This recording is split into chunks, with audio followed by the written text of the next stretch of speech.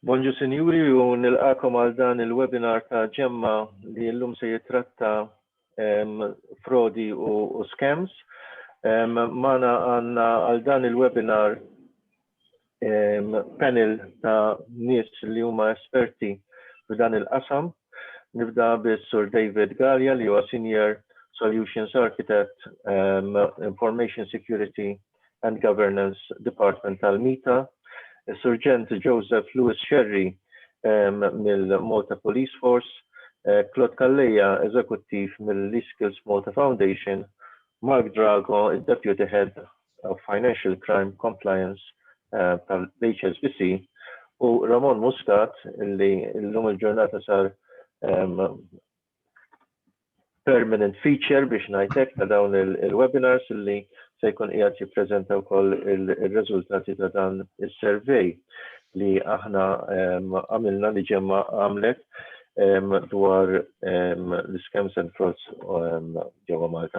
Jiena Mario Passar se nkun qiegħed nimmodera dan il-webinar li nittama ħassibuh interessanti u wkoll ta' interess ta' fejda f'dak li huwa knowledge biex ngħidlek ta' kif aħna nistgħu nikkompattu din l-scourge biex nuża kelma Ingliża li għandna magħna. Morru mal-ewwel Ramon. Yes. Tixtieq forsi nibdew nippreżentaw ir-riżultati ħalli naraw x'joħroġ għad-diskussjoni. Tajjeb qed tarawek? Iva. Bonġu lil kulħadd, kif qal tajjeb Mario għamilna survey dwar il-frodi u l-scams u dan sar fi frar ġifieri xahar ilu. Il-metodoloġija li użajna aħna użajna it-telephone surveys fejn badna b'kollox 423 persuna u dan huwa with a margin of error of plus or minus 5% u 95% confidence interval. Għamilna biex nieħdu idea bażikament dan huwa rappreżentattiv fejn jidħol kemm gender, ġifieri għandna bejn wieħed u ieħor 51% females u 49% males, u kif tistgħu taraw fil-grafs ukoll huwa rappreżentattiv fejn jidħol l-etajiet tan-nies. Ukoll huwa rappreżentattiv fejn jidħol ir-regions għax Malta l-NSO taqsam f'Malta u għawdex 6 regions, u aħna għamilna l-istess meta ġbarna d-data biex ovvjament nikkomparaw kemm jista' jkun like with like. Jekk ninduru issa mill-ewwel għal riżultati. Kemm il-darba tuża il-computer tiegħek online u hekk għandna fejn 29% qalu li m'għandhomx computer tagħhom. Min-naħa l-oħra għandek 47% li qalu li dejjem jew spiss u 15% li qalu xi kultant. Il-graf fuq il-lemin tagħna mbagħad għandna l-isplits tar-riżultati skont l-etajiet. U naraw li ż-żgħar huma aktar propensi biex jużaw il-computer online u min-naħa l-oħra ix-xjuħ jew dawk ta' 65 sena l fuq huma l-inqas li jużaw il-computer online u fil-fatt l-inqas li qalu li għandhom computer tagħhom. Din infatti hija statistika li sorprenditni jiena li 30% kważi wieħed minn kull tlieta m'għandhomx computer. Claude, dina stramba għalik jew anke mir-riċerka tagħkom sibtu xi ħaġa simili? Nisbonġu lilek u lil kulħadd u grazzi tal-istedina. Bħala figura mal-ewwel daqqatajn tidher stramba naqbel miegħek Mario, però meta aħna nirreferu ħafna għal DESI Index. DESI Index huwa rapport annwali tal-Ewropa li jirrapport fuq il-pajjiżi kollha tal-Unjoni Ewropea.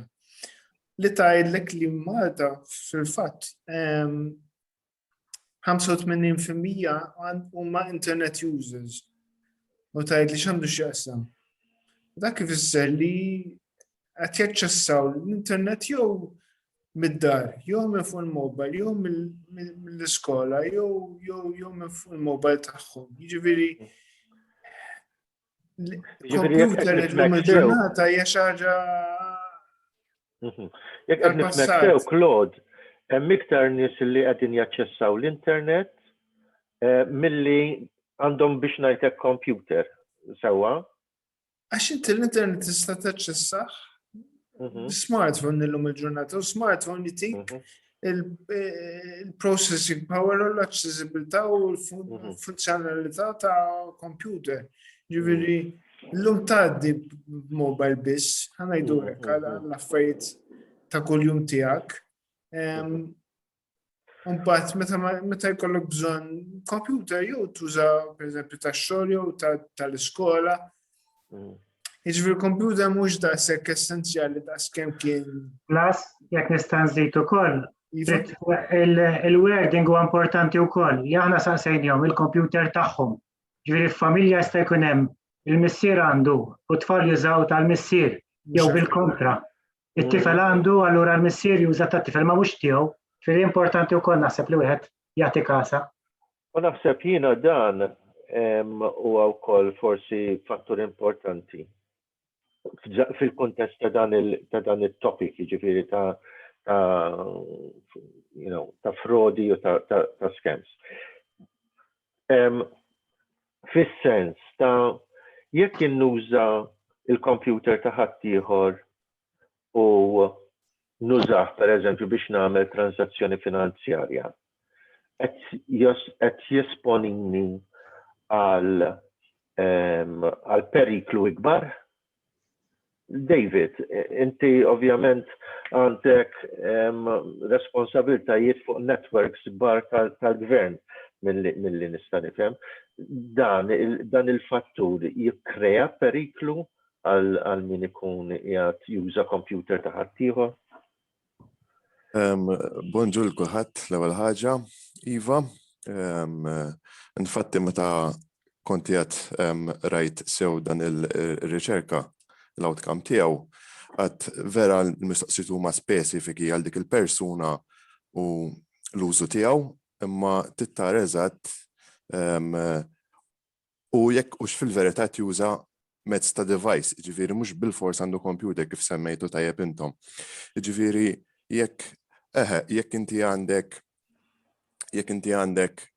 użu ta' device, aħjar nużaw il-kelma device, ġifieri smartphone, computer u x'inhu, fl-aħħar mill-aħħar kollox jikkonnettja kollox flimkien. Ġifieri da kull ħaġa li ħajimpatta, kull ma tuża timpatta device ieħor fil-verità.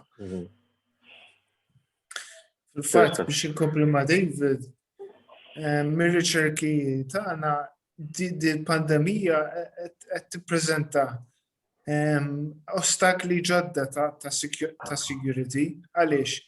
Għax ħafna nies qed jaħdmu remotely mid-dar. Ġifieri dawn qed jieħdu l-laptop tax-xogħol li għandu aċċess għan-networks u VPNs tax-xogħol. Imma qed jużaw in-network tad-dar. Ġifieri that is another nightmare għal min jħossib cyber security. Fatti naħseb hija waħda mill-challenges kbar li kumpaniji qegħdin jiffaċċjaw dan l-aspett ta' security għal sistemi tagħhom. Interessanti. Ramon, nkomplu. Mela le. Tenjom ukoll jekk jiċċekkjawx biex jażguraw li l-funzjonijiet ta' sigurtà fuq il-computer tagħhom mhumiex attivi. U għandek 75% li qalu iva jiċċekkjaw. U wkoll meta naraw kif jirrispondu by age iż-żgħar huma aktar propensi biex jiċċekkjaw mill-kbar. Infatti qed tiġini f'moħħi din il-fatt ta' differenza ta' kemm il-kbar huma IT savvy vis-à-vis dawk li huma iżgħar. Tinħass minn dak min ikun vittmi ta' dawn l-scams. Joseph, Surġant Xerri, min-naħa tal-pulizija, kif taraw l-iktar? Taraw iktar anzjani jew żgħażagħ li jkunu vittmi?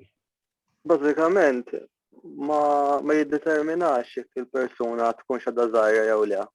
Aħna min-naħa tagħna naraw mill-ispektrum kollu fejn kemm żgħar kif kbar ma jiddeterminax għas-edukazzjoni tal-persuna ma tiddetermina. Iktar mill-esperjenza li għandna aħna iktar jiddependi minn żmien li jkun għaddej il-persuna fih. Jiġifieri jekk ikun għaddej xi problemi jista' jaffettwah ukoll jekk x'ħajaqa' għal dik il-iskemi jew le. Interessanti ħafna. Naħseb illi dak li qed tgħid huwa verament il-musmar fuq rasu biex ngħidlek, għax meta tibda anki kont qiegħed nagħmel ftit riċerka għal dan il-webinar, tara xi rapporti li kun hemm minn fuq l-internet u hekk. Tara każijiet pereżempju ta' consultant surgeon l-Ingilterra li ġi skemmjat minn 700,000 sterlina. Student tal-università illi għax kienet appena sejra biex tagħmel interview moħħa ma kienx hemm, spiċċaw illi ħadula kull ma kellha fil-kont tagħha. Jiġifieri l-istatu ta' animo ta' dak li jkun huwa importanti ħafna u allura naħseb jiena waħda mill-affarijiet li wieħed jista' jgħid mal-ewwel, iktar ma tkun vulnerabbli, iktar ikollok bżonn xi ħaġa biex tfakrek biex toqgħod attent. U naħseb dan huwa messaġġ importanti. Marru għalli miss Ramon. Yes. Mela, mbagħad saqsejnihom meta tkun notifikat t'update l-computer tiegħek u hawnhekk jidher li l-maġġoranza x'għandek 88% li qalu li updatejaw meta jkunu notifikati. Saqsejnihom mbagħad jekk installawx adblocker fuq il-computer u hawnhekk 46% biss qalu iva. U hemm differenza kbira bejn l-etajiet kif tistgħu taraw għax iż-żgħar kważi kollha iva u dawk 65 plus għandek 7% biss li qalu iva. David, adblocker eżattament x'inhu? U għala minnaħa ta' frodi jistgħu jkunu perikolużi. Nara mhux biex nwaqfu r-riklami milli joqogħdu jidhru l-ħin kollu. Fatt inti tajjeb, adblocker l-iskop tiegħu daku, ġifieri jew għalqas kif jifhem ġeneralment il-user bażikament li biex tnaqqas ir-reklami jew dak li nsejħulhom pop-ups. Illum il-ġurnata il-browser speċjalment u d-devices moderni saru jieħdu ħsieb ħafna minn dan, ġifieri fil-verità jkun jekk inti tkun qed tħallġu xi website li jista' jkun hemm potenzjalment ta' xi advert li jkun malizzjuż dawn illum saru avvanzati biżżejjed biex iwaqfuhom, però ovvjament l-attacker dejjem isib metodu kif idur magħhom. U biex immur eżatt ta' twieġiba fejn semmejt jekk dawn l-blockers jagħmlux ħsara aktar milli ġid. Hemm numru ta' adblockers illi jista' jkunu malizzjużi u jintużaw għal skopijiet ta' scams. Dan jiddependi, minn tawal ħafna, dan jiddependi fuq il-leġittimità tal-adblocker per se, jiġifieri l-ambizzjoni tal-kreatur wara. Nrid infisser huwa jekk ikun hemm illum nsejħulu hacker jew dal-persuna li qed jillixka l-frod jew scam, jista' juża adblocker li jista' jwassal għal biex nagħti ftit eżempju ħalli jkunu jistgħu nifamiljarizzaw ruħna mal-sitwazzjoni. Da bażikament jista' jużah biex joħloq dħul għal attakk iktar sofistikat fuq id-device tiegħek biex jkun jista' jaqra ċertu informazzjoni tiegħek ħalli hu iktar jittargetja għal attakk speċifiku lejk. Jista' jużah ukoll biex iżegwik jara inti x'qed tfittex, ġifieri hekk jinnaf riċenti qed tfittex biex tixtri xi ħaġa fuq l-internet, jista' ċertu keywords jiktibhom jistorjhom għalih biex imbagħad hu jibgħatlek a specific attack specialized target għal dak li qed tfittex inti. Jista' wkoll jiġbor l-informazzjoni ġifieri qed iddeħħel l-email address. Jista' jieħu l-email address ukoll ma tista' timmaġina għandu l-email address tiegħek u plus inti x'kont qed tfittex. Ara il-kreattività li attacker jista' joħroġ biha.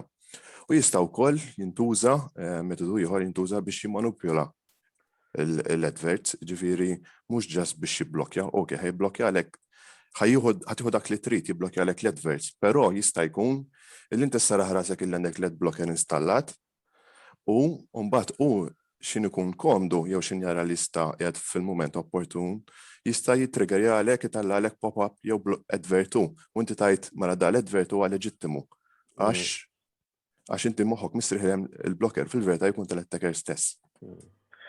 Ġifieri dan li ġiri nisimgħu fejna fina illi ikollok programmers illi jagħmlu backdoor għal software biex ikunu jistgħu jinfiltraw is-sistemi.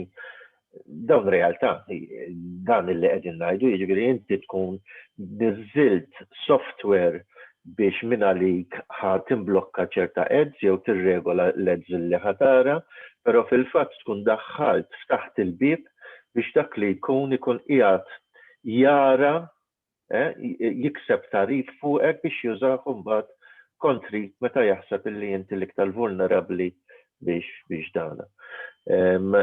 X'għandu jagħmel wieħed allura biex jassigura ruħu mill-awtentiċità ta' dawn it-tip ta' apps, ta' dawn it-tip ta' applications. Jiena nara minni pereżempju fuq il-mobile għandi xi 5 screens apps, it-tifel jitħaq bija li mhux taf xejn ma jaħdimlek sew il-mobile imma kol app li nara naħseb tajba nissila. Naħseb l-unika ħaġa l-ewwel ħaġa bażika li tista' tagħmel huwa li issaqsi fejn ma tafx ġifieri xi ħadd li forsi għandek iktar fiduċja fih u taf li għandu daqsxejn iktar knowledge fl-area u ssaqsih ġifieri billi ssaqsih persuna saqsuni li persona ġifieri isma' da x'taħseb fuq eċetera. Da jaf għalih kull ma jkun ftit sekondi jkun jista' jwieġbek. Jekk sitwazzjoni xi ħadd li ma jkunx jista' jsaqsil xi ħadd ifittex daqsxejn fuq l-internet sew jara reviews tiegħu, jara li dan huwa is-sit minn fejn ħadd niżżel tkun daqsxejn popolari l-ġvinti taf biha mhux ħaġa qatt ma smajt biha. Għal-inqas tuża dawk il-fatturi u forsi tara reviews ta' oħrajn li niżluh. Tara li huwa leġittimu dawk ir-reviews ukoll ġifieri llum anke dik l-area sirna nimmanipulawha. Tkun tista' twassal biex niżżel xi ħaġa leġittima kemm jista' jkun. Naħseb jiena jekk inti tkun qed tniżżel apps fejna fina mill-Google Play jew mill-Apple Store jew mill-Microsoft Store, jaf ikunu vvettjati dawn, le jew mhux bil-fors David.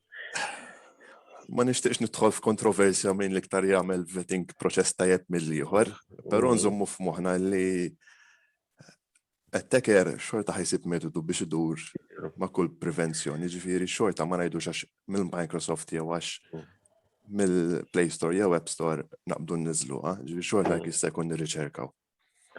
Ġifieri il-messaġġ hu viġilanza dejjem irrispettivament minn fejn tkun is-sors. Tajjeb. Thank you, David. Ramon. Mela, mbagħad darna ftit biex insaqsu fuq l-użu fuq meta jużaw il-mobile u saqsejnihom kemm il-darba tuża il-mobile online għal browsing, messaging, etc. U għandek kważi 60% li qalu dejjem jew kważi dejjem, 10% li qalu xi kultant. Hemm varjazzjoni ġajna rajna hekk bejn dawk li huma żgħar u dawk li għandhom il-fuq minn 65 sena. Kważi żgħar 34 and under kważi kollha jużaw il-mobile online fil-fatt. Ġifieri, Surgeon Cherry, l-ewwel għattina li su m'hemmx distinzjoni jekk hux żgħar kbar għandhomx livell ta' edukazzjoni għoli jew le min jispiċċa vittma.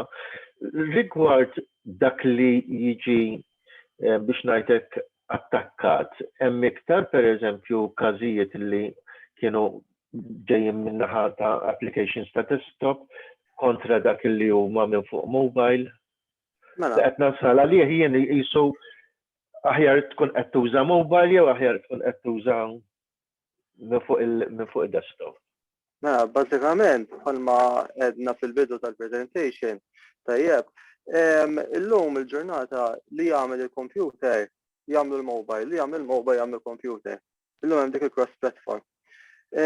Bażikament, l-attackers li jagħmlu huwa illi jaraw illi huma jattakkaw l-iktar nies li jistgħu.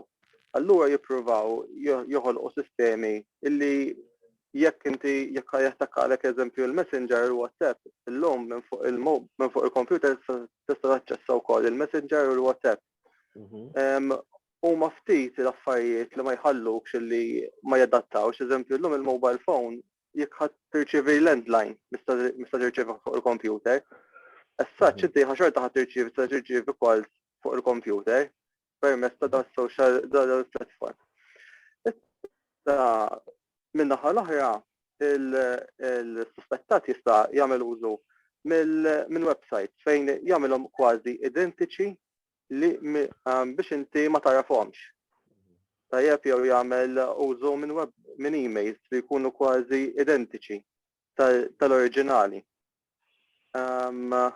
Issa li hemm ukoll diffiċli biex forsi ġieli xi darba biex tinduna u li peress li inti għandek il-website taċċessah kemm fuq il-mobile phone kif ukoll mill-browser, ħabba d-dimensjonijiet tal-mobile ikunu iżgħar jista' jkun li l-website tkun tidher daqsxejn differenti. Allora dak il-persuna jista' jkun illi jinfixer xi daqsxejn. Imma dak kollox. Okay. Mela wieħed mhux iktar sikur minn ieħor u m'hemmx again differenza bejn wieħed u ieħor. Biex nżid ma' Joseph, xaġa importanti speċjalment meta tkun qed tuża mobile huwa n-network ma xiex tkun qed taqbad mal-internet. Jiġifieri jekk inti qed tuża Wi-Fi pubbliku u qed tgħaddi xi transazzjonijiet bankarji riskjuż ħafna, jiġifieri ma nazzardax nagħmel dan l-affarijiet fuq Wi-Fi pubbliku għax ma tafx min jista' jaċċessa ukoll. Claude, biex nipreċiża naqra, meta tajt Wi-Fi pubbliku, pereżempju jiena għaddej bil-mobile u ħanamel pagament minn fuq app tal-bank. Dika qed nuża il-public Wi-Fi jew inkella jinqiegħed mal-xismu għaw mal-carrier tal-mobile telefoni u tagħmel differenza? Ovvjament li tagħmel differenza, jiġifieri inti mobile qed jindikalek li kollu ma xiex qed jaqbad Wi-Fi jew internet tal-operatur. Jiena biss ma nafdomx, jiġifieri jekk jiena qiegħed ristorant u qed naqbad mal-Wi-Fi ta' dak ir-ristorant, ma nazzardax nagħmel affarijiet importanti bil-mobile tiegħi fuq dak in-network, jiġifieri ovvjament ninstalla antivirus fuq il-mobile tiegħi biex nilqa' ċertu hacks u ċertu scammers. Imma jiġifieri jiena naħda bħala regola ġenerali li affarijiet transazzjonijiet, connections u transazzjonijiet importanti ma nagħmilhomx meta jfettilli jew mid-dar minn fuq mobile u minn fuq internet li nafdajjen jew minn fuq Wi-Fi li nafdajjen ukoll. Surgeon Sherry, xtaq jgħid xi ħaġa mbagħad David. Li xtaqt ngħid bħalma qal tajjeb Claude, noqogħdu attenti minn fuq liema Wi-Fi naqbdu miegħu. Issa mhux kull free Wi-Fi huwa ta' periklu. Issa eżempju, jekk morna ġo stabiliment u kien ta' ċertu kalibru jista' jkun li dak il-free Wi-Fi huwa sigur. Jista' jkun hemm funzjonijiet minn wara biex jassigura li suspettat ma jiġborx informazzjoni. Imma jekk inti minn naħa l-oħra tħalt fuq Wi-Fi li sibt eżempju tal-ġar li huwa legali xorta taqbad miegħu mingħajr autorizzazzjoni, inti hemmhekk ma tafx x'informazzjoni ittieħ lil min hu l-owner ta' dak il-Wi-Fi fil-free internet biex niftehmu. David, xtaqt tiżid xi ħaġa? Però il-Joseph għadda kaverja li xtaqt nżid. Ġas kemm nagħti daqsxejn iktar viżibilità, inti once li taqbad ma' network ma' Wi-Fi ġifieri u ħadd ieħor qabad ma' l-istess ieħor intom tinsabu fuq l-istess area ġifieri jekk dak il-persuna li ieħor ikun attacker jista' jinduna li inti qed imqabbad hemmhekk u jipprova jaċċessa l-informazzjoni tiegħek bażikament. Però dik mhix l-istess bħal meta inti qed tuża il-mobile data biex niftehmu, jiġifieri jekk jiena għandi l-Wi-Fi mitfi u qiegħed biss imqabbad bil-mobile data, jiġifieri mal-mobile carrier, daka sikur biex ngħidlek u hekk huwa encrypted u kollox.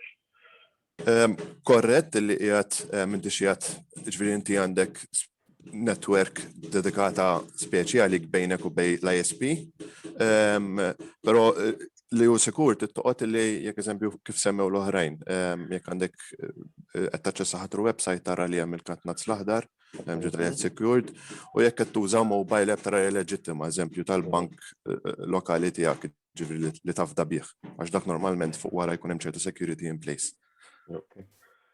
Tajjeb, interessanti, noqogħdu dejjem attenti. Ramon, fidejk.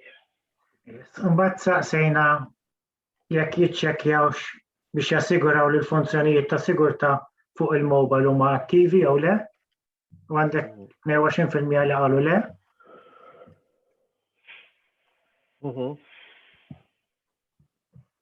Li nnotajt hawnhekk jien hu illi dawk li huma ta' eta il-fuq minn 55 sena jisom jiċċekkjaw is-security fuq il-mobile. Inqas milli jiċċekkjaw is-security fuq il-computer. Nammetti jiena wieħed minn naqaf din il-kategorija ta' l-over 55. Vera, ma qisu il-mobile, all right, fuq il-laptop għandi l-antivirus u l-malware u x'nafin, però fuq il-mobile ma nafx eżattament. Naf li hemm xi security feature probabbli ġiet miegħu, però qisu misteru. Is this very common? Hemm xi ħaġa li jisna il-mobile, l-smartphone forsi huwa misteru, jien nara hekk, jien għax ma tħallx fih. Min xi informazzjoni oħra, pereżempju Claude li kelkom din li l-anzjani forsi kif qiegħed joħroġ minn hawnhekk ma tantx jagħtu każ ta' security fuq mobile. Għax ma nafux kif jew għax ma nużawx, ma jintużax daqshekk minn dil-ġenerazzjoni. Grazzi Marju tal-mistoqsija. L-ewwel ħaġa li trid tara fuqha għaliex x'aktarx l-anzjani ma il-propensità li jużaw smartphone huwa inqas miż-żgħar. Jiġifieri il-features li tista' tuża smartphone mhux ħajjużawhom daqshekk anzjani, ovvjament qed nagħmel diskriminazzjoni, qed nagħmel differenza. Jiġifieri però flip phone jew dumb phone ngħidu hekk, hemm iżjed ċans li jkun użat minn anzjan milli minn xi ħadd żgħir. Ħanibdew minn hemm. Tieni ħaġa hija li iċ-chances li jużaw affarijiet elaborati, pereżempju smart online banking jew huwa inqas. Però dak ma jfissirx li inti m'għandekx tassigura li l-mobile tiegħek mhuwiex sikur. Kif qatt inti Mario, il-mobile hemm iżjed ċans li nittrattawh iżjed iżjed laxk. Pereżempju jien antivirus fuq il-mobile dal-aħħar installajtu, issa li għandi smartphone if you can call it a smartphone, snin. Imma qatt ma ddit li minn moħħ li ninstalla antivirus. U bis-saħħa tagħkom u bis-saħħa tal-preżentazzjonijiet u l-awareness tagħkom li daħlet li f'moħħi li ninstalla dan antivirus. Ramon, nixtieq nfakkar il-minqiegħed jismana u jarana li jekk ikollhom xi mistoqsija għall-panel jitfawha fiċ-chat u nagħmlu mill-aħjar biex inkunu nistgħu nirrispondukom jew inkella ngħaddulkom l-informazzjoni. Skużani Ramon, tajtlek l-ewwel għatlek suq u mbagħad għatlek hija. No worries. Saqsejna wkoll istess domanda kif saqsejnihom mal-computer, saqsejnihom meta tiġi notifikat jekk jabdejtjawx il-mobile u ġeneralment ir-risposta hija iva għax għandek 88% jaqalu li jagħmlu hekk. U naraw ukoll li hemm differenza skont l-edukazzjoni tagħhom għax kważi kull min għandu edukazzjoni terzjarja kważi kollha jabdejtjaw għax għandek 98%. Meta l-average huwa 73, ġifieri naħseb din hija ukoll ta' interess. Kompli. Installajt antivirus fuq il-mobile u hawnhekk naraw li 38% biss qalu iva. Mark, ħandaħlek fil-mira tiegħi issa s'issa konna pjuttost tekniċi ma bdejniex inħarsu lejn l-aspett finanzjarju fl-Ewropa, imma jien għandi jisu l-impressjoni li l-banek qegħdin u anki forsi minħabba dil-kriżi, dil-pandemija li għaddejjem biha, li l-banek qegħdin jippuxxjaw biex ngħidlek iktar contactless banking, iktar online banking biex ovvjament jonqos il-kontatt, etc. Kemm inkwetanti di minnaħa tal-bank biex ngħidlek meta qiegħed jippuxxa contactless payments, tuża l-mobile biex tħallas, affarijiet li huma komdi ħafna, però dan huwa riskju, taraw bħala riskju l-fatt li hemm ftit li. Okay, bonġu lil kulħadd l-għanet.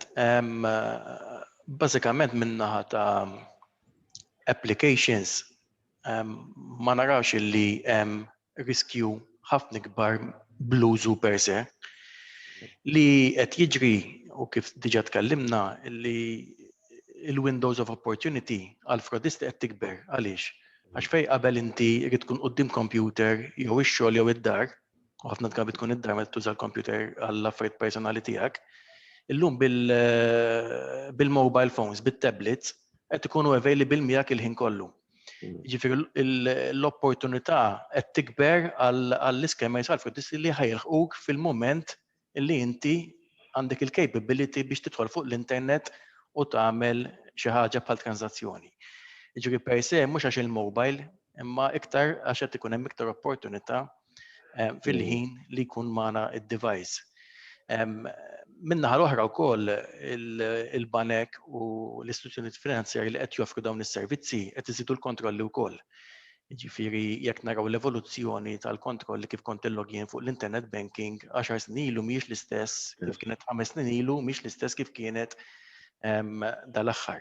Jiġifieri il-kontrolli qed jiżdiedu wkoll.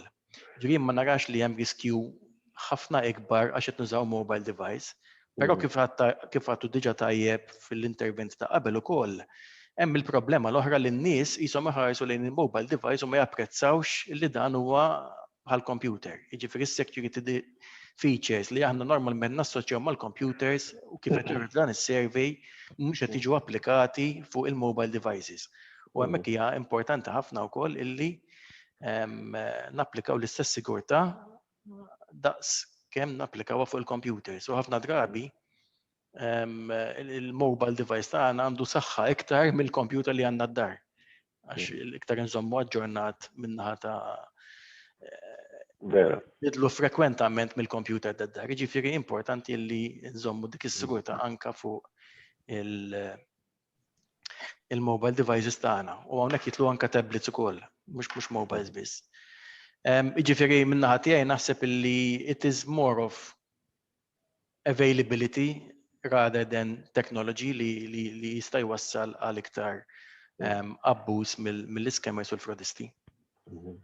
U rrid ngħid ukoll illi ħafna drabi l-iskemers u l-frodisti ma jattakkawx it-teknoloġija, jużaw it-teknoloġija biex jattakkaw lill-persuna. Jiġifieri għalhekk importanti li l-awareness għax tagħmel x'tagħmel fl-aħħar mill-aħħar l-azzjoni li jieħu l-persuna. Tajjeb, interessanti. Għandna mistoqsija minn Anna Mikallef li qed tissegwina. Qed tistaqsi li huma l-aħjar antivirus naf li mhux se nagħmlu riklami minn hawnhekk, imma meta tkun qed tħares lejn antivirus, forsi xi ħaġa teknika, antivirus għal mobile, David, Claude, Joseph, li xiex għandek tħares biex meta tiġi biex tażel antivirus? Ħanitkellem jien. Jiena f'dan l-affarijiet naqra żjien. Allura li nagħmel huwa li tħadd fuq għandi Android phone, typejt antivirus u rajt li żjed antivirus popolari li huwa b'xejn. Installajt lilu. Fuq il-laptop iżjed komdu għax qed nuża il-security ta' Windows stess. Ma tal-mobile mxejtek. U sissa qed neqeda. Forsi David jista' jgħidli li qed nagħmel xi ħaġa ħażina kbira. David infatti għandu wieħed jafda antivirus li tuwlek bxejn, fid-dinja ma' xejn bxejn, sissa semmek kosad, xikunu qegħdin jieħdu daw in return. Xieħdu in return. Ngħid li mhumiex leġittimità, jiġifieri daw il-mażel Claude. Tara eżatt minn fejn ġiet il-kelma bxejn, ġurdat joffrilek bxejn għax xi servizz tiegħu u qed joffrilek bxejn, eżempju kif semma Claude xtajt l-operating system u parti minnu semma l-Windows hemm id-Defender fuqu għalija dak hu bxejn, ġifieri il-creator tal-operating system ħoloq sistema tiegħu. Però biex l-aħjar nisimplifikaw daqsxejn jew nwieġbu wkoll mistoqsija li saqsiet is-sinjura, ideali, l-aħjar tipprova tfittex kif fil-verità għamel Claude daħal fuq l-istor ra l-ewwel wieħed li talalu, given li llum il-ġurnata jitla l-iktar wieħed popolari, ġifieri normalment l-iktar wieħed li niżlu, l-iktar wieħed li hemm users fuqu, iktar ma jkun hemm users fuqu, iktar inti għandek konfidenza illi dan ilu jeżisti hemmhekk ma jekk kien hemm 100 persuna li daw jużawh jekk hemm xi ħadd li qed isir frott tru dan l-antivirus jew xi element ta' skemm ieħor fil-verità. Hemmhekk inti tkun tista' tinduna based on that reputation fil-verità. Jiġifieri l-aħjar tirriċerka daqsxejn, ġifieri tara kif għamel Claude, tagħmel research, tagħmel research, tara x'joffri id-device tiegħek, jiġifieri jekk inti Apple tara fuq il-Play fuq l-App Store, tara l-iktar li jitlawlek, l-iktar li huma li jintużaw, tara reviews ta' ħadd ieħor ukoll, tipprova tiddetermina jekk dawk ir-reviews humiex leġittimi jew le. U tażel minn hemmhekk, jiġifieri per se jekk hux free jew le ma nistax ngħidlek, illum hawn min lest li joħloq jipprova jikkonvinċik billi inti tħallas il-flus ħantik laqwa antivirus u fil-verità xorta tnagħmilek affarijiet minn taħt hemm nispija fuq hekk għal ċertu scams, eċċetera, biex nibqgħu mat-tema. Jiġifieri iktar tittoqgħod tipprova toħroġ l-authenticity ta' dak il-prodott minn fejn hu ġej reputazzjoni. Jiġifieri meta skużani ma baċċu installajt l-ewwel antivirus li sirt fuq Play Store, ġifieri l-antivirus smajt bih rajt il-reviews. Kien hemm reviews tajbin fuq, downloads kien hemm ammont sostanzjali tiegħu tal-antivirus and I downloaded it. Jiġifieri to me it was second nature, ma tantx ħsibta. U wkoll kien joffri bxejn u ġifieri bħala antivirus joffri l-għażla jew li jitfallek reklam u jtjulek bxejn. Jew tħallas xi ħaġa u jneħħilek dawn ir-reklami. And I was happy about that. Tajjeb. Jiġifieri bħalma inti David semmejt il-Microsoft meta tinstallaħ meta tixtri l-liċenzja għandek bħala parti mill-sistema il-Windows Defender illi huwa biex ngħidlek il-protezzjoni għal-hacking u li jistgħu jaraw. Android phone, wieħed mill-iktar popolari. L-Android m'għandix din il-feature minna nnifisha? L-Android huwa l-operating system per se, ġifieri huwa open source operating system li mbagħad ikun hemm kumpaniji bħal ditt li nafu li huma komuni, li mhumiex Apple ġifieri bħal Samsung, eċetera, u jikkastomizzaw dan l-operating system per se, ġifieri hija up to ta' dak il-manufacturer li jara għandu x'joffri element ta' antivirus. Minn ma nagħmel ebda reklami, però llum kważi dawn il-latest, mhux għax qed nipprova ngħidlek xi latest, però il-latest smartphones u tablets illum saru daw li huma komuni bħal Samsung, eċetera, saru jkollhom an antivirus built-in ukoll. Dak huwa the first preference fl-opinjoni tiegħi. Għandna mistoqsija oħra hawnhekk qed tistaqsi Marian Grima. Allura meta tidħol fuq Facebook mill-public Wi-Fi dak ħażin? Biex inwieġeb jekk inwieġeb jien, il-mistoqsija diretta jekk qed tidħol mill-application ta' Facebook leġittima le għax u joħroq encryption għalik bejnek u bejn u Facebook. Jiġifieri qed tgħid meta jekk tuża l-app mill-app, eżatt, mill-app. L-app tal-Facebook. Diment li qed tuża public Wi-Fi li taf li huwa forsi tal-kunsill, ġifieri mhux wieħed laqgħet ma rajtu u dħalt fih għax jista' jkun hemm affarijiet li jsiru fil-background. Ma nxafejtlu dak id-dettall. Inka lek qed tuża mill-browser tara li għandek l-HTTPS, ġifieri dak il-katna l-aħdar li għad in place. U jekk inti ħad tagħmel xi tip ta' adverts, eċetera, minn fuq Facebook, ġifieri daħħal dak hemm jekk ħadd tħallas xi advert, card details, eċetera, prova tużhomx minn public Wi-Fi, bażikament. Okay. Tajjeb. Naħseb iddiskutejna naqra forsi ħriġna kemm xejn mis-suġġett, imma naħseb jiena li huwa kritiku li nkunu nafu l-għodda li nistgħu nużaw biex kemm jista' jkun innaqsu minn dawn il-perikli. Ramon, inkomplu? Mela, saħsejna wkoll jekk fl-aħħar sentej xtrawx online. U għandek 36% l-għalu għat, rajt fisser bil-kontra li 64% fl-aħħar sentej xtraw. Li minnhom għandek 30% li għalu għall-inqas darba jew darbtej f'xahar, u għandek 8% li għalu jixtru kull ġimgħa jew iktar spiss.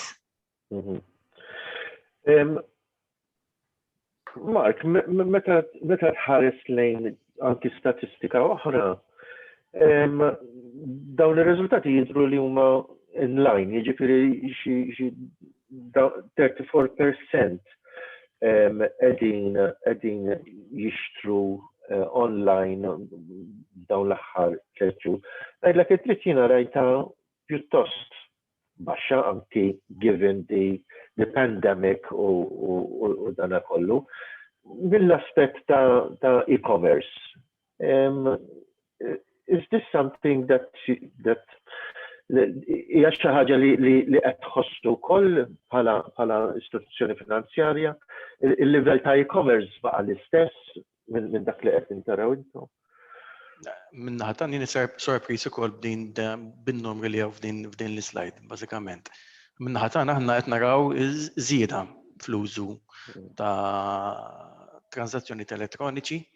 Però jista' jkun ukoll in-nies ħarsu lejn kif fehmu l-mistoqsija wkoll kienet li qed jużaw il-card. Però illum għandek servizzi li anke parti mill-applications li nużaw li inti jkollok il-card details diġà qegħdin indaħlin hemmhekk u jista' jkun li jew subscription services għax illum għandna ħafna subscription service li jsiru kull xahar pereżempju.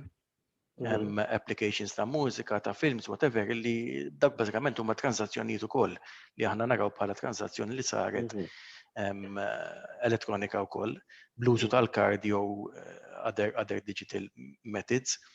Jista' jkun ukoll il-pandemija bidlet ukoll x'qed nixtru minn fuq l-internet ukoll. Ġifieri fejn forsi qabel konna nixtru ħafna iktar affarijiet li mhumiex daqshekk essenzjali, forsi dal-aħħar ukoll in-nies qegħdin jillimitaw ruhom għall affarijiet essenzjali.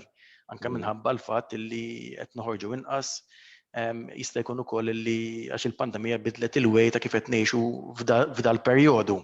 U jista' jkun li once li tgħaddi l-pandemija naraw increase qawwija.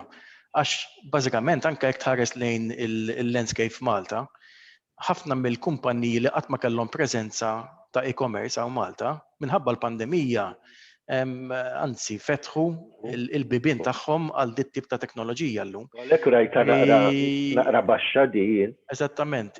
Jien iktar qed ngħid li forsi fehmu l-mistoqsija b'mod differenti jew Jiena ngħid id-dritt li jekk xi ħadd jistaqsini jekk search online ħanaħseb jekk tħarġ f'website bħal Amazon, bħal eBay or whatever u xtrajt xi ħaġa minn hemmhekk. Dan li qed issemmi int huwa l-semmejt fattur ta' subscriptions illi skużawni huwa fattur importanti għax inti tħalt darba biex ngħidlek biex għamilt il-purchase, però mbagħad kull xahar qed ikun hemm transazzjoni finanzjarja online li għaddejja in the background mod awtomatiku. U dan iwassalni wkoll għal aspett ieħor ta' naħseb jiena fejn wieħed irid joqgħod attent għal dawn l-scams illi ħafna drabi jgħidulek biex tmur għal free trial, però mbagħad jitolbuk il-free trial ikun pereżempju għal xahar, jitolbuk il-credit card details, però mbagħad meta tiġi biex twaqqaf dak il-pagament issibha diffiċli ħafna biex twaqfu. Jew tinsa twaqfu bażikament. Jew tinsa twaqfu wkoll. Bażikament inti tkun aċċettajt isek kontratt illi jekk ma twaqfux fi żmien stipulat, is-servizz ħajkompli għaddej. U għalkemm Mark, għax din interessanti li qiegħed tajt li tinsa, inti għandek ħafna servizzi li huma reputable illi tidħol għal automatic payments illi xorta jfakruk meta ħadd tiġi biex tħallas, jiġifieri mhux dawk ta' kull xahar, pereżempju kif semmejt int, subscriptions ta' streaming ta' mużika, ta' televiżjoni, eċetera. Imma pereżempju tkun xtrajt abbonament għal sena, trid tagħmlu automatically renewed u inti dik is-sena tinsa. Ħafna li huma reputable jibatulek xahar qabel jgħidulek se jiġi renewed, xi trid tagħmel. Oħrajn jgħidulek le. U jiena li sibt utli huwa illi pereżempju jekk tara l-PayPal ikollok fejn għandek l-automatic payments u inti twaqqafhom minn hemmhekk u allura bil-fors se jiġu li jikkuntattjaw. Ma nafx tiġi xi ħaġa fuq dan l-aspett, Claude. Bażikament importanti li meta tixtri importanti li tifhem it-terms and conditions qabel ma tagħti d-dettalji wkoll tiegħek għax ħafna mid-disputes li jkun hemm il-merchant ikun qed jgħidlek illi isma' jien is-servizz tajtu. U issa qed iwaqqaf is-subscription xarejn wara dawk ix-xarejn l-oħra jien tajtu s-servizz. Jiġri noqogħdu attenti wkoll illi okay kif qed tajt inti hemm kumpaniji u kumpaniji, hemm min jafżak hemm min ma jafżakx. Però inti ħafna drabi tkun tħalt għal kontratt isek, għax inti qed tagħmel isek kontratt bejnek u bejn il-merchant li qed joffrilek is-servizz. Ġifieri importanti li naqraw u nifhmu minn qabel x'tip ta' merchant u x'tip ta' servizz ħaningħata u kif nistgħu waqaf dak is-servizz qabel ma nidħol għalih. Ġiżit ma' Mark, jekk jiena ħanibda servizz on a trial basis, jgħalli l-ewwel ġimgħa għandek kan tħallas €1 biex tipprovaħ, u wara dil-ġimgħa mbagħad nibda niċċarġjak. Imma titini d-dettalji tal-credit card tiegħek. Jiena nagħmel reminder wara dik il-ġimgħa biex jiena jekk da ma jfakkarnix u jiena bdiet moħħi jrid nwaqfu jien. Għax flusi daw, ġifieri mhux ħanoqgħod nistenna lilu jfakkarni jekk rridx inkompli jew le, nġeddid xi servizz jew le. Sta għalija ġifieri ammont ta' responsabilità tiġi minnek, speċjalment jekk qed tħallas online. U naħseb dan huwa messaġġ importanti. Ir-responsabilità hija tagħna, ma noqogħdux ma neħdux biex ngħidlek il-formamentis illi hemm xi ħadd illi qiegħed jieħossibna bil-fors. Il-banek jippruvaw jagħmlu sistemi li huma robusti, li huma secure. Kumpaniji li huma ta' reputazzjoni jagħmlu l-istess, imma fl-aħħar mill-aħħar ir-responsabilità hija tagħna illi naraw illi nżommu il-software tagħna updated, illi għandna l-antivirus, illi noqogħdu attenti minn offerti that would appear to be too good to be true. Ċertament, meta xi ħaġa tidher tajba ħafna, nibdew nagħmlu ftit mistoqsijiet u noqogħdu naqra. Il-flus huma tiegħek. Ma mħadd iżjed minnek li qed jibża lihom, jiġifieri jekk ma tibżax għalihom inti flusek ħadd ma jibża lihom iżjed minnek żgur. Jiena ħaġa oħra, meta jkolli dubju nuża disposable credit card. Nuża d-dettalji ta' dat disposable credit card biex nagħmel pagament biex if the worst comes to the worst, dal-website għandha dettalji nispiċċaw, jiġifieri ma tistax tuża. Terminu għalihom. L-istess dettalji biex tiċċarġjani darba oħra, tifhem dak li ngħid. Tajjeb. Inkomplu Ramon. Li xtaqt nżid huwa importanti, għax di rajta wkoll għax kelli xew ma' klient milux. That we are comparing like with like. Għax pereżempju l-NSO, ir-riċerka tagħhom fejn jidħol internet u usage hekk huwa till 74 years old. Fil-każ tagħna it is 65 plus, ġifieri nibqgħu għaddejjin. Di tagħmel differenza anke jekk naraw l-slide li jmiss. Għax fejn għandek ammont sostanzjali tal-kbar li ma jixtrux. Ma jekk tara l-18 to 24 u 25 to 34, għandek kważi 60% li għanqas darba f'xar qed jixtru. So I think it's important to keep that in mind. Iva, importanti. Saqsejnihom ukoll xi ċċekkjaw biex jaraw kux website genuine. 13% qalu xejn, imma l-maġġor parti jew jaraw l-URL, jew il-katnazz li hemm fuq il-xelluk, jew combination ta' tnejn naħseb dawk huma it-three main elements li wieħed jiċċekkja. Da 13% li ma jiċċekkjawx taraw bħala figura għolja. David, Claude. Fl-opinjoni tiegħi jiddependi fuq l-awareness ta' dak l-individwu. L-irdu nżommu f'moħħna, speċjalment ġodar, jidilli fil-bidu semmejna li dan huwa żammejna l-kuntest ta' household, ġifier persuna ġa household wieħed. Il-devices ħafna minnhom kif semmejtu wkoll matul dan il-webinar, il-devices huma shared, ġifieri jista' jkun jiena nofri l-ommi jew l-missieri jew ħuti biex jużaw il-laptop tiegħi jew vice versa. U dak il-13% jista' jimpatta l-oħrajn, ġifieri dan se jkun ripple effect fil-verità. Dan ukoll juru nuqqas tarfien, allura bħalma tiġi xi ċċekkjata s-sit jew il-katnazz, eċetera, ma jiġu segwiċi pratiċi ta' sigurtà oħra Ġi naħseb dawn huma fatturi importanti li nsemmu.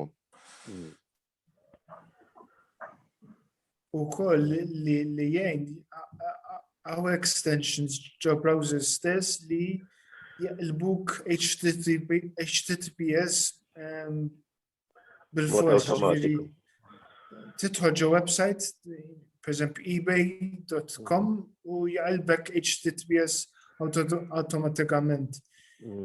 Mux għadnajlek li t-serraħ moħħok fuq daw l-extensions imma jgħinu ftit iżjed. Surgeon Sherry, meta taraw il-każijiet li jaslulkom, x'inhu huma l-iktar metodi komuni illi n-nies jaqgħu vittmi għalihom? Mela, apparti illi ġieli ikunu jagħmlu użu minn websites sofistikati jew inkella in-nies ma jiċċekkjawx jekk il-website hix ġenwina. Il-fraudsters biex ngħidu il-kriminal imur oltre minn hekk. Ġieli dawn l-affarijiet in-nies ġeluhom il-fraudsters ġeluhom illi jinsew jiċċekkjawhom għaliex. Għaliex in-nies ġieli jkunu qed ifittxu għal xi ħaġa li jkunu ilhom ifittxu għalija. Eżempju, jkun ilu qed ifittex għal xi biċċa ħamara jew għal xi biċċa għal xi equipment li jkun diffiċli li jsibu jew jekk jsibu expensive ħafna. Allura il-kriminal x'jagħmel? Il-kriminal mhux jipprova juża tattika l-antika illi jagħmellek prezz vera baxx, imma itik prezz raġonevoli illi tgħid tara dan second hand sibtu. Allura jalludi lil dak il-persuna li ħajixtri u ma jagħtix każ il-affarijiet oħra tekniċi li għandu jiċċekkja. Bħal eżempju jekk kien spelling mistakes, jekk il-website is poorly designed, eċċetera, eċċetera. Rimarka li importanti li jagħmlu li l-spettaturi jagħtu każ, meta jixtru xi ħaġa fuq l-internet joqogħdu attenti li qabel li ma jagħtux il kulħadd il-credit card details tagħhom. Għaliex? Għaliex fil-maġġoranza tal-scams il-suspettat jagħmel prassi u jagħmilha importanti illi jagħmlu użu mhux minn bank transfer imma minn wire transfer jew minn money order fejn u għalihom iktar faċli biex jemexxu l-flus minn x'imkien għal ieħor u eżempju minn servizzi oħra fejn ikunu jtiem tip ta' insurance fuq il-flus li jkun jistgħu jġibu flushom lura. Jiġifieri wieħed għandu joqgħod attent meta jkun mitlub illi ħallas money order daw il-money exchanges biex niftehmu x'hekk qegħdin ngħidu. Ekku, naħseb jista' jgħidilna Mark tajjeb ukoll. Mark, hemm faċilità jidhirli hekk meta wieħed iħallas bil-credit card illi inti tista' tagħmel claim għal ħlas illi sar jew ma delivery għalhekk il-servizz cashback. Eżatt, dik il-garanzija ma teżistix meta mbagħad tagħmel direct transfer mill-kont tiegħek għal kont ta' terza persuna kif qed jgħid l-ispettur. Bażikament meta tuża online li tuża l-kard huwa iktar safe milli tagħmel transaction diretta lill-beneficiarju li ma tafux bażikament. Dan mhux bank transfer xorta hija sikura, jiġifieri jekk jiena ħanħallas il-xi ħadd by bank transfer. Sefa biex niftehmu. Huwa sigur li tuża dak il-mezz, però għandek iktar inqas drittijiet biex iġġib flusek lura. Qed tottorizza l-payment inti minn fuq bank transfer milli qed tuża credit card. Għax credit card għandek l-schemes ngħidulhom li għandek ċertu protezzjoni għat-transazzjoni li qed tagħmel bil-credit card tiegħek. Okay. Mela credit card hija iktar safe biex ngħidlek għax ittik ċans biex ikollok Jekk is-servizz ma wasalx tista' tikklejmja li inti ma ħadx is-servizz, allura dak hemm metodu bejn il-bank u il-Mastercard jew il-Visa pereżempju, u l-merchant illi mbagħad hemm disputes li jistgħu jsiru biex il-flus jiġu lura. U allura jekk ikollok klient Mark illi jaħseb illi ġi skemjat u ħallas bil-credit card. X'passi jrid jieħu mal-bank? Importanti li jafżel il-bank jirrapporta il-bank hemm jista' jkun malajr, iżomm kull dokumentazzjoni li għandu jew emails li jirċieva available ukoll, u aħna dejjem nirrakkomandaw lil persuni biex jagħmlu rapport lill-pulizija wkoll. Il-pulizija mbagħad għandha faċilitajiet iktar minna bħala bank biex ikun jistgħu jagħmlu l-investigazzjonijiet tagħhom min-naħa ta' kriminalità. Ġifieri jirrapporta il-bank mal-ewwel anke pereżempju biex iwaqfu l-card or whatever, nimmaġina, u mbagħad isir rapport separatament lill-pulizija. Ngħidu lill-klient biex jagħmel rapport il-pulizija wkoll. Rapport il-pulizija, Sur Ġenċerri, x'inhu l-proċess? Kemm wieħed iċempel imur l-asa x'irid jagħmel? Mela, hemm diversi modi kif tista' tagħmel rapport il-pulizija. Jew tista' tagħmel rapport billi inti tmur preżenti ġal-assa. Tista' tagħmel użu mill-online system tal-pulizija. U da żminijiet tista' iċċempel ħabba il-COVID iċċempel l-assa u tagħmel over the phone ir-rapport. Ovvjament fejn ikun hemm każijiet li jkunu relatati ma' cybercrime, jiġifieri fejn ikun hemm online transactions nitlu aħna fil-maġġoranza tal-każijiet jiġu kontattjati ma niggwidawhom dejjem aħjar x'affarijiet għandna bżonn l-investigazzjoni tagħna biex nippruvaw naslu għas-suspettat li qed jagħmel ħsara lil ħafna nies għax dan wieħed jiġi rapporta, imma jkun hemm medda kbira ta' nies oħrajn li forsi jkunu jew jistħu jew jiddejqu jmorru l-asta u jagħmlu rapport jew jikkontattjawna.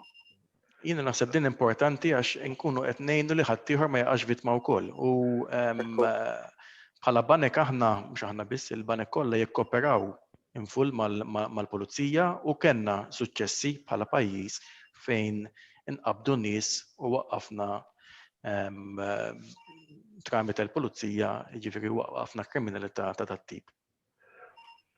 Ekku importanti naħseb jiena l-messaġġu waħda illi nkunu tempestivi, jiġifieri ma nħallux iż-żmien għaddej kif nindunaw nirrapportaw. U barra minn hekk illi dik il-kooperazzjoni aħna nkunu qegħdin ukoll ngħinu biex jitnaqqas dawn it-tip ta' frodi. U xi ħaġa forsi rid ngħid ukoll kif qegħdin fuq dan is-suġġett, meta aħna nixtru xi ħaġa bil-credit card. U pereżempju xtrajna arloġġ fuq l-internet pereżempju, importanti li meta nirċievu l-pakkett naraw li jagħmel sens għax li qed jiġri wkoll ħafna drabi l-merchants li jkunu fraudulenti jibgħatulek pakkett jew ikun ikbar pereżempju, hemm min jirċieva ġakketta minflok l-arloġġ, tifhem, u allura inti meta tagħmel id-dispute form u tmur għand il-merchant through l-schemes biex titlob il-flus lura, jgħidlek li l-pakkett ġie delivered u ġie rtirat mill-konsumatur. Jiġifieri kemm jista' jkun jekk aħna xtrajna xi ħaġa ma naċċettux il-pakkett jekk narawh li m'għandux jaqsam ma' dak li xtrajna.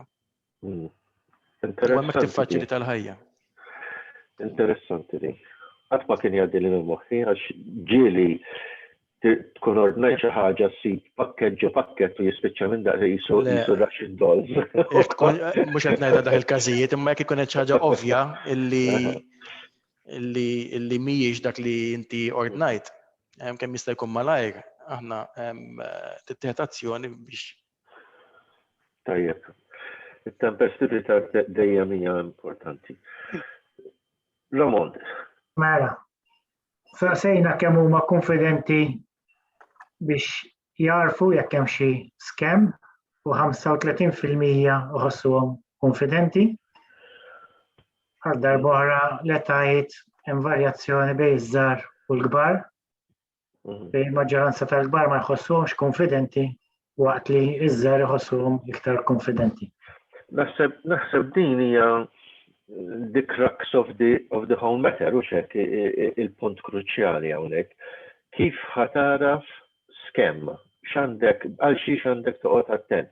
L-ewwel semmejt jiena if it looks too good. Oqgħod f'moħħok jekk xi ċempillek jew bagħtlek messaġġ illi rbaħt il-lotterija u ma labx il-lotterija ma tantx għandek temmilhom mal-ewwel imma tiskanta kemm nies jispiċċaw jaqgħu għalihom jew għall-kurzità jew għax jgħidlek forsi xar xi żball u għaddi witfall min jaf x'ikun għaddin imma. Claude, Mark, David, Joseph, għal xi x'għandna noqogħdu attenti meta niġu għal biex naraw jekk xi ħaġa hijiex ġenwina jew hijiex scam. L-ewwel ħaġa naħseb hija jekk min qed jitolbok tagħmel xi ħaġa jekk jagħmel sens kif qed tgħid inti ġifieri din l-azzjoni li nirċievi telefonata u jgħid li għandi virus fuq il-kompjuter xi ħadd. Tagħmel sens? Kif sar jaf dan? Jiġifieri ħafna drabi aħna naħsbu li għax il-computer, it-technology whatever, ħafna nies jafu x'qegħdin nagħmlu. Però din jabbużaw minnha wkoll. U kif qed ngħid, ħafna drabi daw il-frodisti jafu il-weaknesses tagħna. Jew għax ikunu qegħdin jaraw aħna x'qegħdin ngħidu x'qed nagħmlu fuq l-internet, allura jkunu jistgħu jittargettjawna speċifikament. Però anke ma jkunux jafu li bħala bniedem aħna naqgħu l-affarijiet għax ħansibu xi bargain, kulħadd les li jagħmel bargain, kemm meta nixtru l-affarijiet u kemm anke meta nagħmlu l-investimenti tagħna. Jiġifieri jekk il-banek lokali qegħdin joffru ċertu ammont ta' interessi jew fuq kif xi ħadd qed joffrili 10% f'da żminijiet. Pereżempju return on investment, jew 25%, jew 50%. Jiġifieri il-make sense test huwa importanti fejn jidħlu tal-affarijiet. Kemm jekk jista' l-persuna jkun jaf jiena li m'għandix antivirus, kif jista' jkun jaf dik? Jew din hija bargain, jew hija xi ħadd li qed jattirani. Għax huma fuq dawn l-affarijiet jafsu. Ġifieri importanti li ħaġa oħra wkoll li nsibu li anke jiena nagħmel hija li meta nkun qed nixtri minn ġo sajt naqbad il-link jew il-URL, l-address tas-sajt u nitfaħħa f'Google Search jew f'Search Engine biex nara jekk hemmx news fuqha li tista' twassalni biex naħseb li din hija fake site. U ħafna drabi meta ħafna drabi ssibhom daw is-sites, speċjalment meta tixtri fuq bargain sites bħal żraben, ħwejjeġ, whatever. Għax ħafna minn nies jirrapportawhom daw hemm sites apposta fejn jillistjaw l-scams li jkunu qed jiġru dak iż-żmien, dak iż-żmien. Jiġi dak huwa trikk importanti li naħseb li tajjeb li nibdew nużaw ukoll. Surgeon Sherry, xtaqt tiżid xi ħaġa? Mela, kif taraf scam minn ifhem diffiċli ċertu drabi biex taraf tkun scam jew le. Imma il-krux ta' kollox huwa illi everyone will rely, every suspect always ends up to ask money. Għax jaf l-aħħar mill-aħħar u ma ħajjagħmel xejn għal xejn. Il-messan xena edem biex u jieħu l-flus. Issa, fatturi importanti li wieħed għandu jara jekk eżempju din jagħmlu minn ħafna scams, jippruvaw ikellmuhom bis-social media. Mela tiċċekkja dak il-profile tas-social media u x'fals jew le. Hemm diversi modi, tara meta sar, tara ritratti mhumiex irranġati ħafna jekk jishomx tal-modelli biex niftehmu. Persuna normali mista toqgħod toħu ritratti dejjem kull poża eżatt. It-tip ta' messaġġi li jkun qed jagħmel fuq il-wall tiegħu, eċċetera, eċċetera. Joqogħdu attenti għat-tip ta' emails li jirċievu mingħand is-suspettat. Jiġifieri jekk hemm żbalji fl-emails, jekk l-email ix miktuba b'ċertu standard. Imbagħad għandek ukoll tagħti każ il-website li ħajjilli dijak fuqha, jekk il-website tidhirx awtentika, jekk hix tagħmel użu minn l-HTTPS jew le minn dak il-protokoll. Jekk id-design tagħha ux up to detail jew le, jekk għandi żbalji ġal description, eccetera, eccetera. Jekk ħajixtri minn fuqha ħajjagħmel użu minn credit card jara jekk hix reliable jew le, bħal Malta jab Mark jiċċekkja jagħmel open searches fuq l-internet. Hemm diversi modi oħra, jekk eżempju tirċivi SMS jew tiġi telefon calls minn barra. Jekk m'intix tistenna telefon calls minn barra u xi ħadd tiċempillek, hemm xi ħaġa ħażina.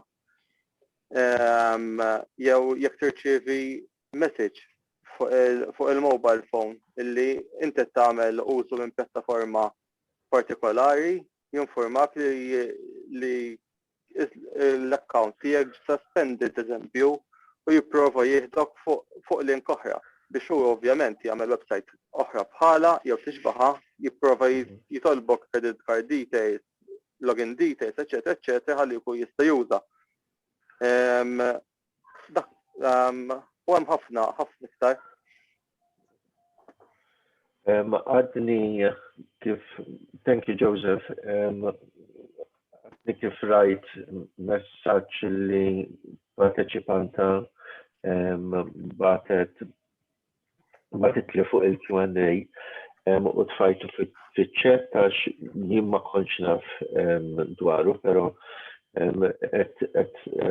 tajt li l-Victim Support Malta ukoll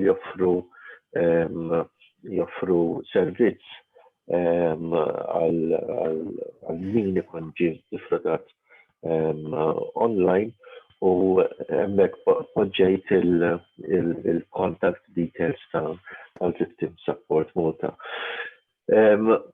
Ma nafx wieħed hemm xi nżidu fuq dan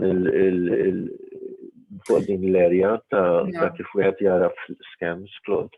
Jiena Mario meta nara statistika li 35% huma konfidenti ninkwieta għax ma qatt ma tista' tkun taf. Ġifieri scam tajba hija scam fejn inti ma tindunax li hija scam. Ġifieri inti tidħol fuq l-internet meta għandek il-credit card f'idek tassumi l-ar, ġifieri tassumi li you have to be very cautious. Better safe than sorry. Dak il-għadin ngħidu. U kif tajt inti tajjeb, if it's too good to be true, it probably is. Ekku. Ramon. Yes. Riżultat interessanti wkoll huwa meta saqsejna nies x'inhu huwa scamming. Fejn għandek wieħed minn kull erba' li ma jafx x'inhu scamming. U dan jabbina ma dak il-li qal Claude, jiġri għandek wieħed minn kull erba' li ma jafx, u 85% qegħdin jgħidu li konfidenti jaslu. So, rridu naħseb hawnhekk fejn wieħed irid ukoll iżid u jiffoka forsi fuq ċerta niċċeċ informazzjoni u edukazzjoni fuq dan is-suġġett li qatt mija biżżejjed naħseb jiena kemm ovvjament qed isir ħafna u ħafna xogħol minn kulħadd. And never be too confident. Ekku. Fl-aħħar sentej esperjenzajt xi forma ta' scam u għandek 16% li qalu iwa. Li minnhom nofshom qalu online shopping kien il-main. Din inkwetanti ħafna u napprezza dak li għat Ramon li wieħed irid jikkompara apples to oranges, però minn riċerka li saret mill-Eurostat, per eżempju, fil-EU 27 minn għalija, 3% mill-respondents qalu illi indikaw li jew kellhom problemi ta' frodi jew inkella li spiċċaw ħallsu iktar milli stennew ħajħallsu with additional charges. U allura din il-figura ta' 16% tidher pjuttost għolja, 16% kontra 3%. X'jista' jkun din x'taħsbu li tista' tkun din ir-raġuni ta' dan kollu? nistaqsi l-Mark u l-Claude, l-Joseph l-iktar. X'taħsbu li x'jista' jispjega di?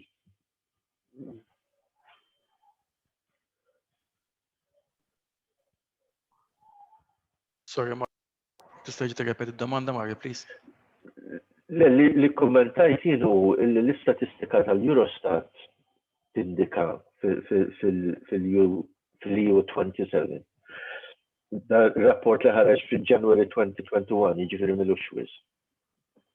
Illi 3% tal-respondents tagħhom qalu li kellhom xi problema jew li ħallsu iktar, jew kien hemm problema ta' fraud, jew scam, 3% EU 27. Mentri aħna hawnhekk għandna 16% li qalu li kellhom il-problema. U jien qed nara diskrepanza kbira ħafna. Nistaqsi jekk forsi hemm xi risposta loġika. Ejja, l-loġika wkoll għax fis-sens li skont l-istess persuni hawnhekk illi qisu kien hemm l-użu tal-internet jew tal-payments online isu mhux daqshekk qed jikber skont kif kont qed nistennew, jiġifieri it is very, very illogical. Però ifimni kif għadd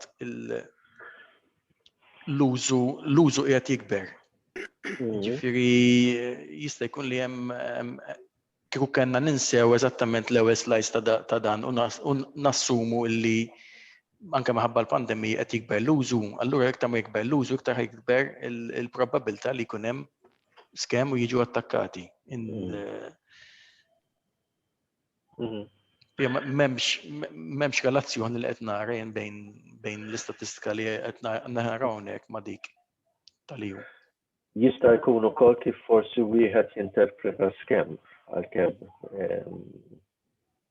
Ma nafx, jien din rajta naħseb jiena wieħed għandu forsi jara kif jista' jinvestiga naqra iktar fuq dan ir-reżultat. Xi jara kemm huwa riżultat biex ngħidlek robust u kemm jista' jiġi supported from other x'ismu. Surgeon Cherry, minnaħa tal-Pulizija rajtu żieda qawwija dal-aħħar f'dak li huwa rapportaġġ ta' scams jew frodi kontra żmien ieħor jew baqa' fl-istess livelli. Ovvjament, kulħadd ikun id-dar ta' żminijiet u kulħadd jipprova jinqedem id-dar u ma jipprovax imur f'stabilimenti. Li rajna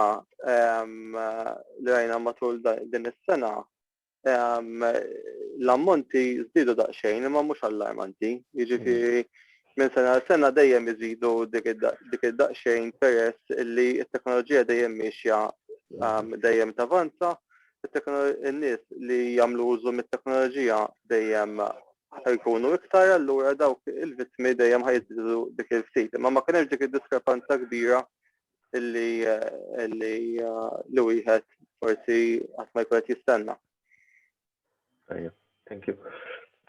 Ramon? Yep. Ikollna raġlu naqra għax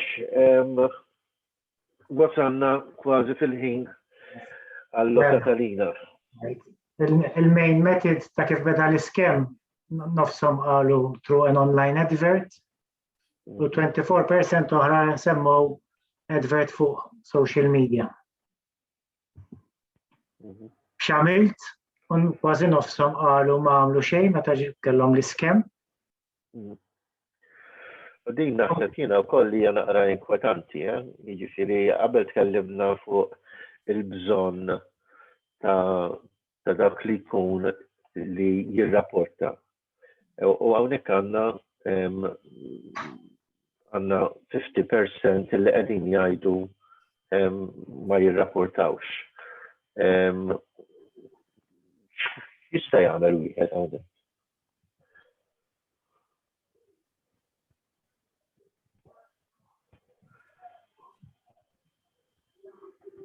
Claude, x'taħseb? Skużi?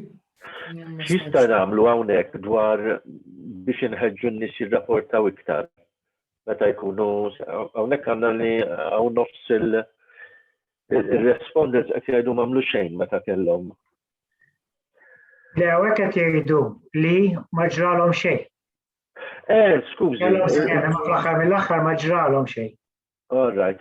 Interpretazzjoni ħażina tiegħi mela, skużawni. U bagħad għandek 40% kważi li qalu tilfu l-flus. Ovvjament, irid ikun hemm awareness ta' x'inhu ma scams u kif jirrapportawhom. Ġifieri jista' jkun li meta jkollhom ovvjament jekk l-iskam hija ħaġa żgħira, persuna mhux ħadd tagħti każ daqshekk. U jekk ma tafx kif tirrapporta ħadd insija. Ovvjament jekk l-iskam hija kbira ħadd tara kif tagħmel biex tirrapporta. Jiġifieri naħseb jiena jekk ikun hemm iżjed awareness u kampanji fuqhom dal-affarijiet ta' kif tirrapportawhom l-scams u eżempji ta' dawn l-scams jistgħu jiżdiedu r-rapportaġġ tagħhom. Tajjeb. Skużawni, opinjoni personali. Interpretajta ħażina din. L-aktar tard mbagħad x'jagħmlu. U għalhekk għax għandi il-noti qudiemi qiegħed waħda avvanzat iktar. Saqsejnihom kemm tilfu flus, dawk li qalu tilfu flus, kienu 19 persuna li qalu tilfu xi flus. U għaw varjazzjoni, ġifieri minn telef inqas minn 50 euro, u 16% li qalu tilfu iktar minn 500 euro. U dina naħseb jiena wieħed tajjeb li jerġa' jsemmija m'hemm l-ebda biex ngħidlek correlation bejn min jispiċċa vittma u wkoll l-ammont ta' flus illi jiġu skamjati minnhom. Jiġifieri wieħed kull ma jrid jidħol fuq l-internet u jfittex għal ċerta rapporti u hija inkredibbli dak li jirnexxielhom jiskamjaw dawn il-kriminali sofistikati hekk m'hemmx mod ieħor kif tiddeskrivihom. Kif ħassejtek jew x'kienet l-esperjenza tiegħek wara ħadd scam? U l-maġġoranza 55% għallu rabbja. Hawnhekk fejn forsi dak il-messaġġ illi waslilna dwar il-victim support group huwa ukoll ta' fejda. Joseph, għandek idea li l-ikbar scam ma' Malta ta' kemm kienet?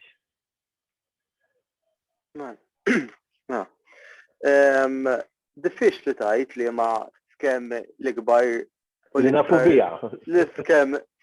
Diffiċli tajt għaliex l-scams huma magħmulin mill-fraudster biex jaffettwaw jimmanipulaw ammont kbir ta' nies. Għax huma revenue tagħhom hekk ħajdawru il-flus minn hemmhekk ħajqalawhom billi bażikament jagħmlu messa xena u n-nies jaqgħu għalija. Issa jista' jkun ukoll li ċertu nies ħabba jew guilt jew sense of shame ma jirrapportawx illi għax ħafna jgħidu s-sajjena u jiddejqu. Jgħidu aħjar tlift 50 euro ma narrapportax milli u darba ħana qat attent.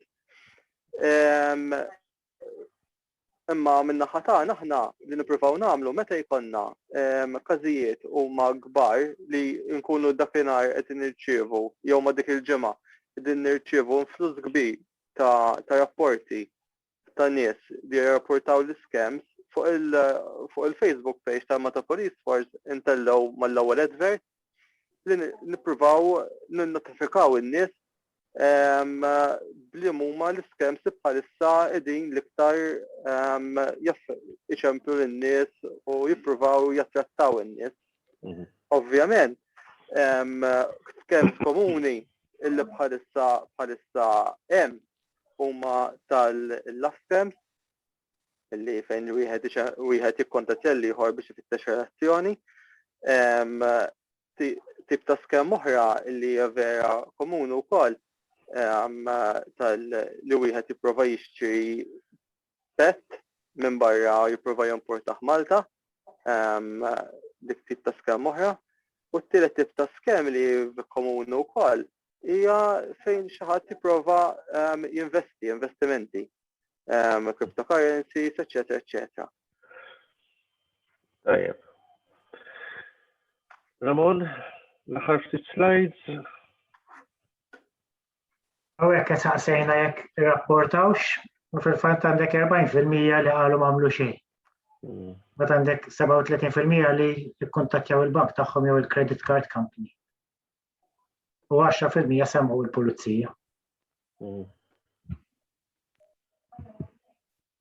U jekk ma rrapportajtx għalfejn, nofshom qalu għax ma kienx hemm riżultat ta' financial jew emotional harm. Għandek 11% għax ma ħassux li ħajġri xi ħaġa, għandek 11% oħra wkoll isemmu li ma jafux fejn għandhom jirrapportaw.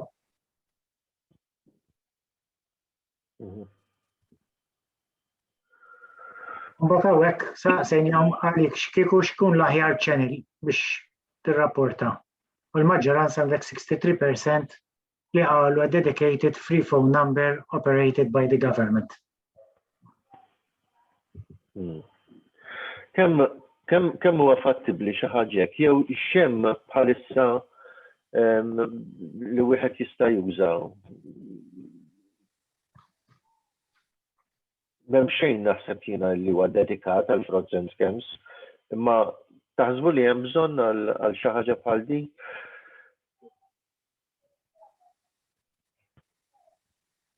X'taħseb Claude?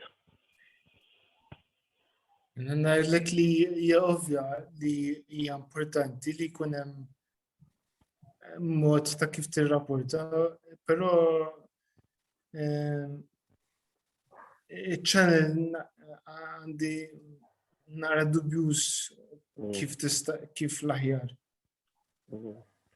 Mhux naħseb jiena partijiet differenti, stakeholders differenti, għax pereżempju kif semmejna qabel, jekk inti tintuna tirrapporta mal-ewwel lill-bank u mbagħad tagħmel rapport il-pulizija.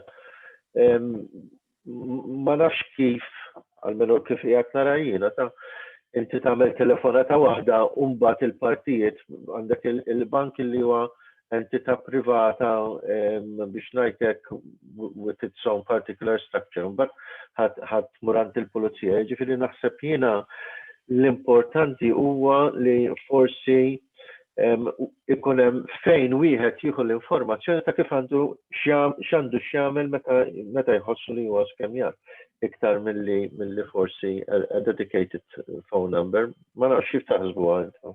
Naqbel miegħek u ħafna drabi il-ħin huwa importanti, jiġifieri iktar ma tgħaddi steps iktar ħejgħaddi ħin. U ħafna mill-istituzzjonijiet finanzjarji jew min joffri dat tip ta' servizzi ikollu indikat fuq il-website tiegħu ta' kif għandek tagħmel inti biex tirrapporta jekk inti għandek xi problema fosthom jekk ġejt scammed jew hemm xi frodi. Ħafna minnhom ikun hemm fraud line u hotline ukoll. Jiġifieri importanti li aħna meta qed nużaw servizz mingħand kumpanija jew anke mingħand bank jew istituzzjoni finanzjarja nkunu nafu aħna kif ħanirrapportaw jekk għandna xi problema. Ħafna mill-banek fuq il-website tagħhom plus l-awareness li jkun hemm anke ta' tip ta' scams, etc. ikun hemm ukoll x'għandek tagħmel hekk inti ta' vittma ta' xi scam jew frodi. Tajjeb. Inkomplu bl-aħħar ftit informazzjoni Ramon. Ejja l-aħħar slides. Trittex informazzjoni fuq scams u l-maġġoranza 74% qalu le. Ma saddi wkoll.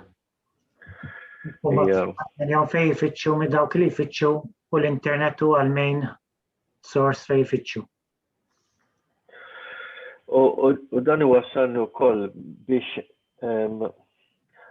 aħna bħala ġemma wkoll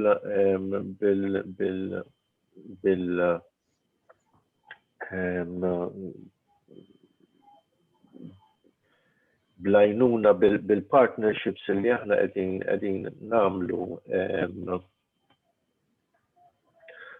biex nwasslu l-messaġġi tagħna l-aħħar kooperazzjoni pereżempju ma' Skills Foundation fejn Pubblikajna żewġ kod boħra fuq frauds and scams biex dejjem inkabru awareness u ġew żviluppati wkoll numru xi 21 infographic biex din l-informazzjoni nagħmluha iktar viżiva ħalli jiġu komunikat.